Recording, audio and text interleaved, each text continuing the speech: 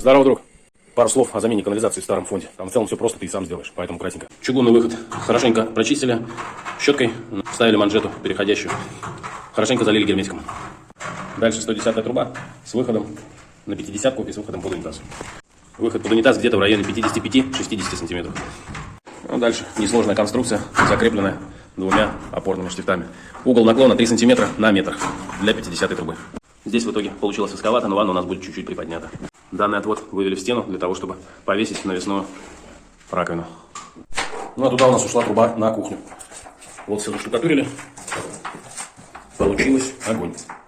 Давай там подписывайся, короче. Дальше буду рассказывать, как водопроводные трубы паять.